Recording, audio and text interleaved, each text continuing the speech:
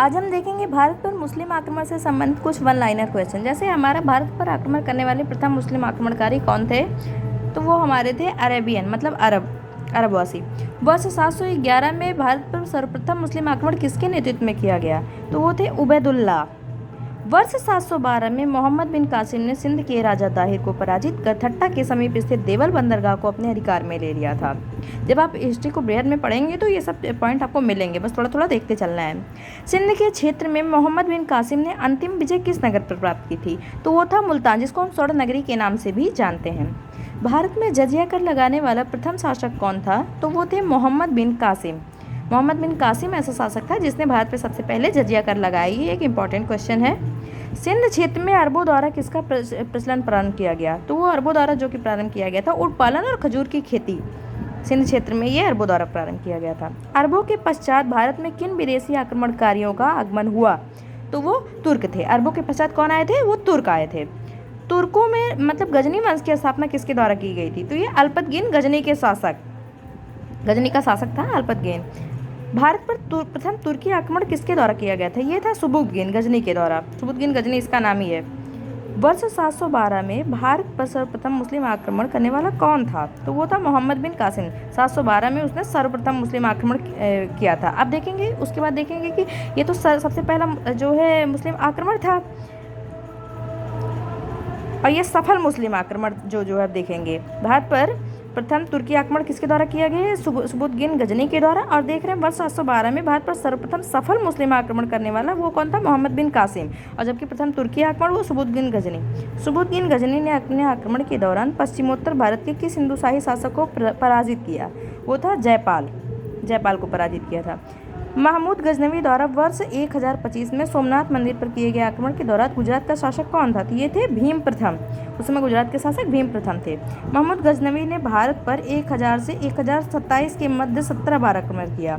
इसके आक्रमण का मुख्य उद्देश्य भारत की धन संपदा को लूटना था, ना कि साम्राज्य की स्थापना करना। मतलब कि वो लूटपाट के लिए आया था, ना कि साम्राज्य की स्थापना करने के लिए नहीं उसने सोचा था। फिर अगला हम देखेंगे महमूद गजनवी के साथ भारत आने वाले प्रसिद्ध इतिहासकार कौन थे, तो वो था अलबर्नी। आपने सुना होगा नाम। इसने एक पुस्तक की भी रचना की थी जो कि था हमारा किताबुल हिंद नामक। आगे चलते हैं, कुछ पॉइंट देखते हैं। अच्छा हाँ, ये देखिए अलबर्नी द्वारा किताबुल हिंद जो है उसकी रचना की गई थी। जबकि उतबी जो थे वो भी उसी दौर के एक लेखक थे, उनके द्वारा क्या हुआ था, किताबुल यामिनी का रचना किया गया था। जबकि और फिरदौसी नाम के एक लेखक थे, ये जो है शाहनामा नामक पुस्तक की रचना किए थे। ये कभी कभी मैथ्स में आता है। अलबर्नी किताबुल हिंद, उतबी किताबुल यामिनी तथा फिरदौसी जो हमारे थे शाहनामा।